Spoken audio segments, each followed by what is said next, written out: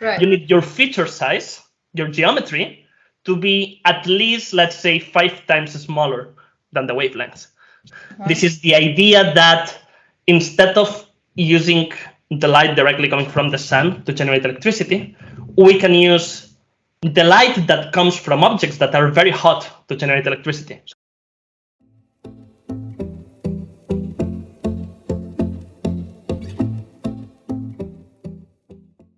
You work on materials to make sure that they are functioning well at like high temperatures, like 1,500 degrees Celsius or so, and you do that by changing the geometry or.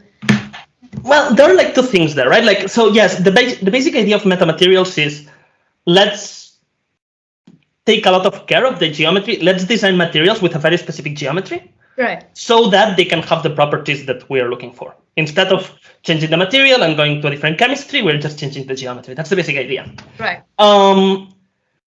In my subgroup, I'd say, so my supervisor specifically focuses on what we could call scalable metamaterials. So because, okay, here in the case of these mechanical metamaterials, these holes are pretty big. But another foundational thing of metamaterials, basically, is that this geometry that we engineer needs to be smaller than the actuation that we have. Which means that in the case of light waves can be classified by the wavelength. So what's the distance between the different peaks? Correct. In visible light, we are talking, about 500 to 800 nanometers, more or less. Okay. If you want to have a metamaterial that works with visible light, right, you need your feature size, your geometry, to be at least, let's say, 5 times smaller than the wavelength. So then we are talking about nanoscience, right? What this led to is that the first metamaterials that were designed, they were designed with this top-down approach, which meant that they were very difficult to fabricate, very time-consuming and so on. And basically, my supervisor and also the other PhD student, we broadly focus on designing metamaterials that can be fabricated in minutes, not in days, in a scalable manner. Right. That's the first thing. Right.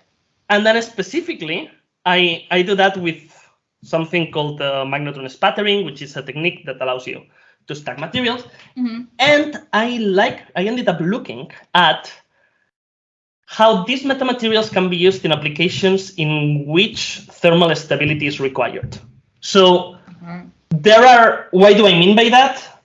Applications in which you are at high temperatures, meaning from hundreds to thousands of degrees Celsius. There are a lot of proposed applications that require to work on that. So one of them is hyperthermia. This is more for the bio people, but it's this idea that you can have something, put it in your body, direct it directly to the part that you need to eliminate, and then actuate it. It will hit that pellet and kill those cells.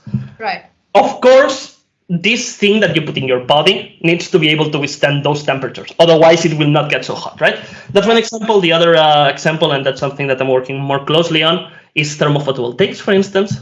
This is the idea that instead of using the light directly coming from the sun to generate electricity, we can use the light that comes from objects that are very hot to generate electricity. So there is this thing called the black body radiation. This is what dictates in physics that, when you heat something up, first it goes orange, then it goes white, and so on. It's recycling this heat that can come also from the sun or can come from recycling industrial applications or whatever to generate electricity.